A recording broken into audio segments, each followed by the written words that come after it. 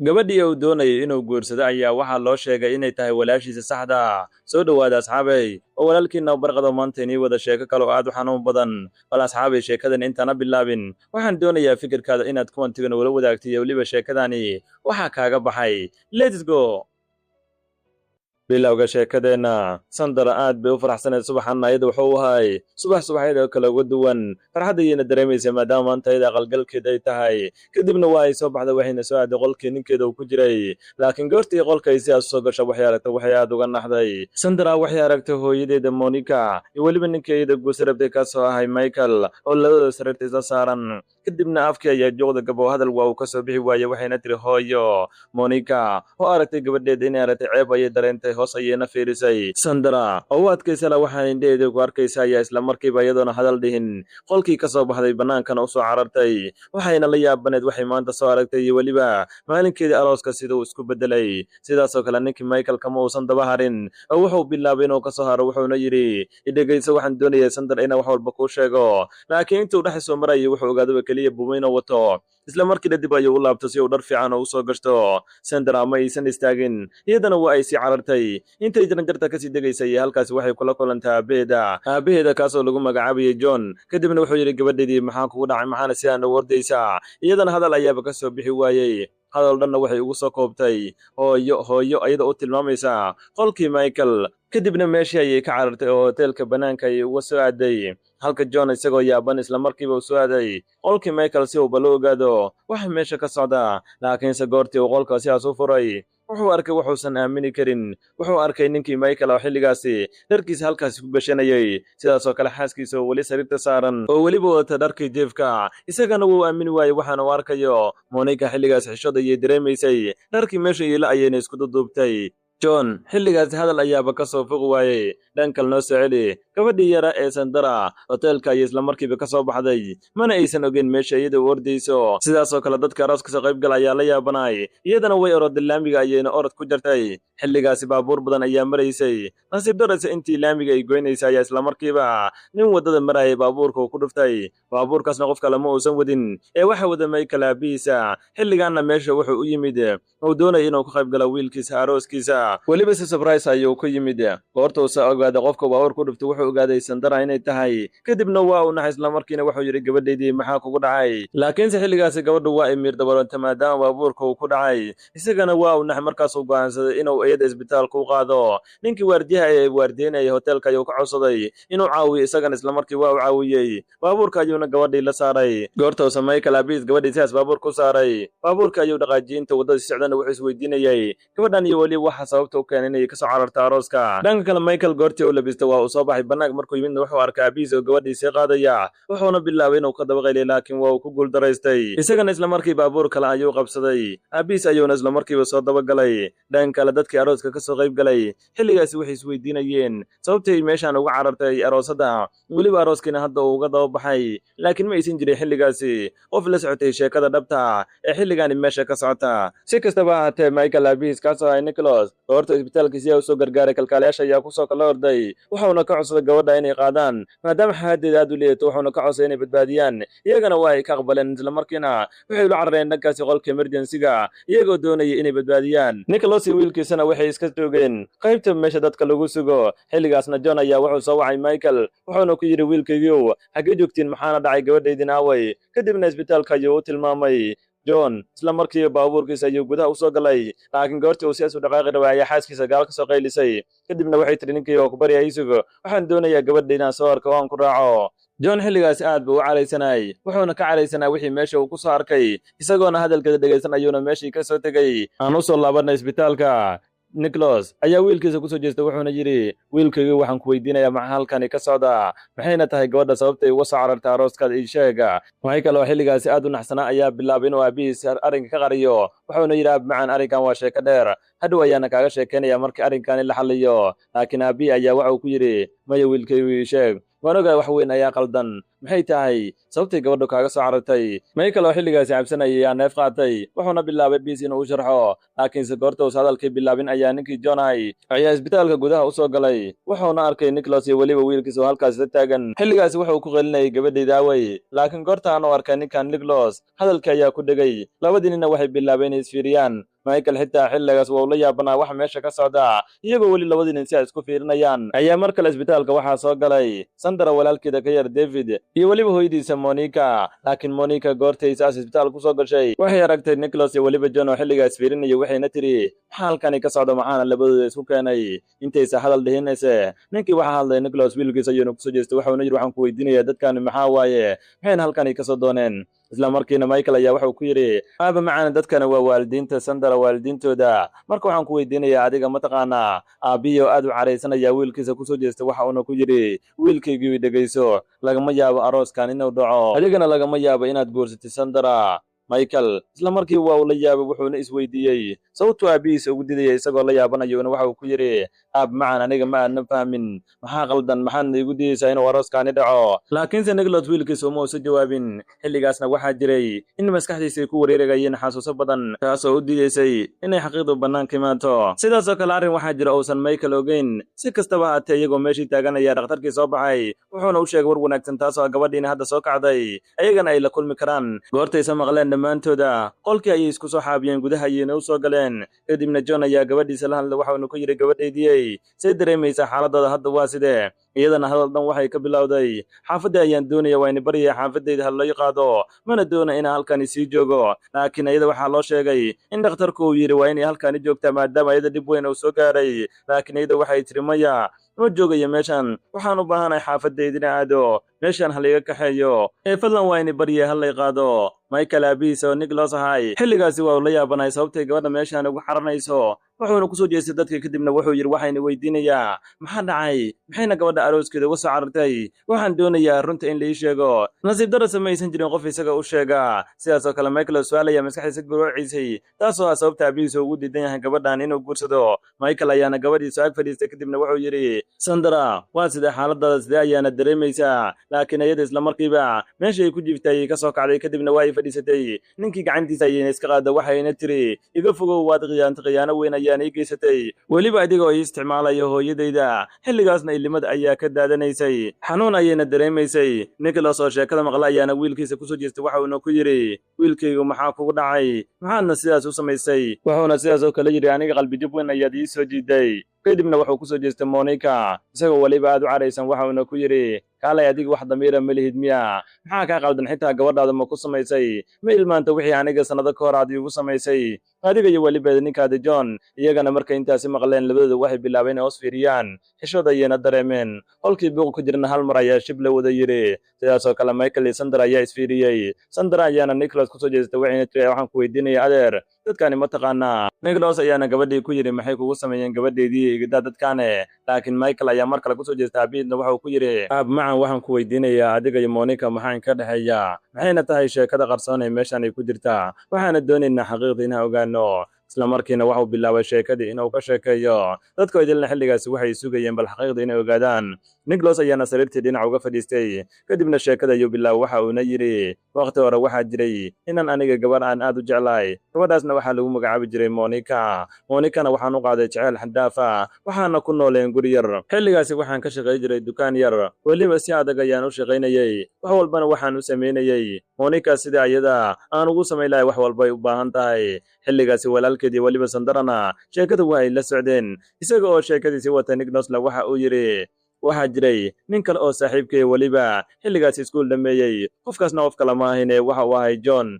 xilligaasi waa uusan helin wax shaqo kadibna aniga ayaa go'aansaday maadaama saaxiibkay qaali uu yahay guriga inaan keeno ilaa inta uu shaqada ka helayo waxaana u diidanay guri kale inuu kiro ku bixiyo aniga uu sheegay aniga inaan wax lacag ka rabin halkaan uu joogo isagana wuu iga qabalay kadibna guriga ayuu ila soo degay anigana waxaan bilaabay inaan si adag ugu shaqeeyo sababtaan ugu shaqeynayna waxay ahayd inuu saaxiibkii halkaan baa ku dareemin sidaas oo kalena aan doonaya Monica inay iyadana ku noolaato nolol aad u qurux badan. Nicholas xilligaas uu sheekada ka sheekeynayay ilinta ayaa ka qubanaysay sidaas oo kalena qof walba dhegta ayuu ku hayay oo sheekada ayuu dhegaysanayay. Nicholas oo sheekadiisii watan ayaa waxa uu yidhi aniga maalin ayaan go'aan waxaan ku gaadhay adeerkay inaan u tago ninkan aan shaqo u soo weydiiyo maadaama isaga keligiis oo guriga iska joog wax shaqana uusan hayn. Subaxaasi guriga ayaan ka soo baxay inagoo saaxiibka u sheegay inaan shaqo u soo raadinayo goortan sidaas xaafadda uga soo baxay waxaan aaday adeerkay ayaan arrinka u sheegay kadibna wuu iga aqbalay anigoo aad u faraxsan ayaana go'aansaday inaan dhankaasi guriga ugu soo laabto si aan saaxiibkii ula wadaago arrinkani farxadda leh iyo weliba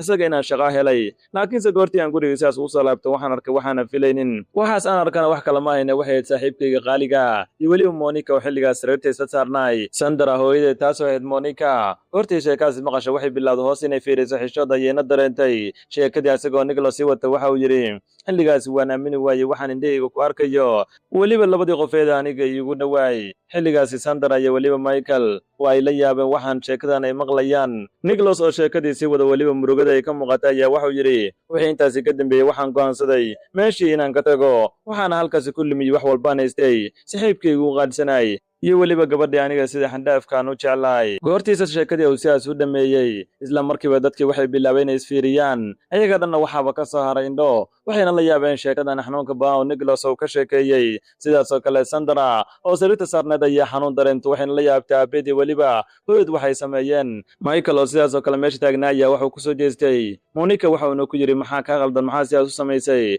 tida kale ninka adiga ku jeclaay maxaad khiyaano aad ugu geysatay gabadhaadana hadda waad u jeedaa khiyaanadii aad u geystay ayaa sabab u ahayd maanta inay isbitaalkaani saarnaato. Michael oo hadalkii sidaasi aan u dhammayn ayaa aabihiisa soo hadlay kadibna wuxuu yidhi waryaa aamus weliba adiga ayaa sii hadlaya ma hilmaanta wixii aad ku samaysay saaxiibadda iyo weliba sidaad khiyaano aad ugu geysatay. Michael ayaana aabihiisa ku soo jeestay waxuuna yidhi aab macaan sidaa wax u malaysay wax uma jiraan hadda ayaana doonayaa sheekada oo idil inaan kaaga sheekeeyo iyo weliba inaan ku fahansiiyo waxa idil. Waxa uu yidhi xilligaasi waxaan ka soo baxay qubays waxaana doonayay inaan isdiyaariyo dharkan aan gashto laakiin sidaas musqusha markaan uga soo baxay waxaan qolka ku dhex arkay Monica oo halkaasi joogta waxaana isweydiiyey waxay halkani ka soo doontay weliba waxay u baahan tahay kadibna waa aan weydiiyey laakiin iyada lama aysan hadlin kadibna waxay bilaabeen ii soo dhawaato anigana dhinac ayaan isaga riixay waxaan dhahay maama maxaa qaldan maxaana meeshaan ka samaynaysaa laakiin isla markii waxay bilowday dharkii ay wadatay inay iska siibto aniga ayayna isla markii ii soo dhawaatay anigana waan la yaabanay maamadan iyo weliba waxa ay samaynayso anigoo xilligaas la yaabanayaan waxaan ku dhahay